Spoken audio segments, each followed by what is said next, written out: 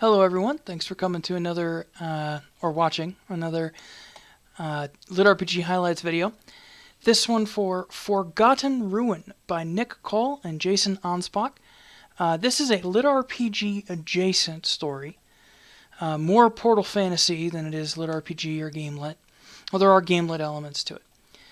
Alright, let's just jump right into it. There are 1, 2, 3, 4, I think 5 highlights this time. Highlight 1 is this, just right off the bat, this is a kick-butt military science fiction mixed with a Portal Fantasy and strong elements of Gamelit adjacent adventure. That's what it is. It's a long title to describe something that is really freaking cool. So military fantasy stories are kind of rare. And while this isn't pure military fantasy, neither is it pure military science fiction. It bridges the gap between the two in an interesting and fascinating way that leads it to kind of being this, kind of hitting a lot of different subgenres all at the same time, including a little bit of LitRPG and a little bit of Portal Fantasy, or a lot of Portal Fantasy, and a little bit of Gamelit. So, brings me to my second highlight, which is this is written by Nick Cole and Jason Anspach. If you like anything by these two men that they've ever even touched, you will love this story. Written very much in the same vein as pretty much everything else they've written. It's kick-butt, high-octane adventure with a little bit of moral ambiguity and a little bit of moral ambiguity clarity kind of in the end with the characters. Subplots and all this other stuff. It's really interesting. These two are professional writers who deserve a lot of praise. It brings me to my third highlight, which is that this the book Forgotten Ruin. It's Forgotten Ruin, not Forgotten Ruins. Anyway. It follows a group of elites in the U.S. military that don't usually get written about very often, which is the U.S. Army Rangers. This story gives this group of people gives the story a new ground on which to tread, a new history to explore. Sorry, Marines, you're kind of taking a back seat on this one. Usually, these types of stories follow the Marines because they go in and they kick butt and they break things and they save people, and that's awesome. But this one follows the Rangers, and the Rangers lead the way.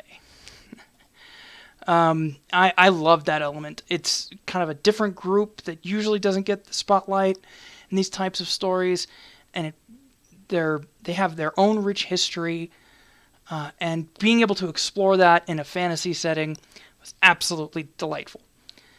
Which brings me to my fourth highlight, which is the fantasy elements are well thought out, and even the good factions are dangerous, such as the Fae.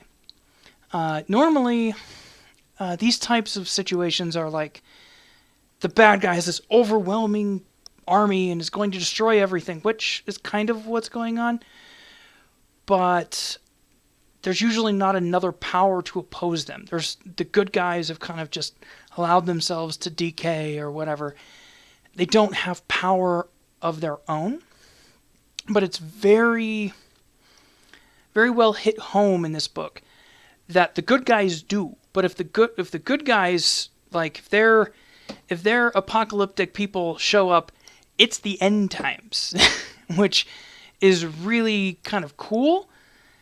It provides this kind of backdrop of don't make us resort to nukes, basically. And I absolutely loved it. Brings me to my last one, which is the lore of this world and the background feel of it. The world feels lived in, full, and rich. It feels well thought out, well thought through, and is that. Let me see how I can describe it.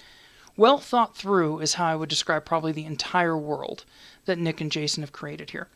If you like any single element we've talked about, or that I've talked about here so far, you will love the story. You have to give it a shot. I mean, honestly, just give it a shot. These two are masters of the craft of writing. They are very good at their jobs, and they can write a pretty darn compelling tale. It follows a linguist. The whole story follows kind of a linguist's perspective, who technically has become an army ranger, but hasn't. I don't want to ruin kind of the whole lore behind this whole thing, and it'll explain it as you go through. But it was a wild ride. Give this one a shot. It's really freaking good. I don't know what else to say about it. So with that, thank you very much for listening in. If you'd like to support me or the authors, please consider purchasing the book above, or take a look at the links below if you're on YouTube, and have a good day. Bye-bye.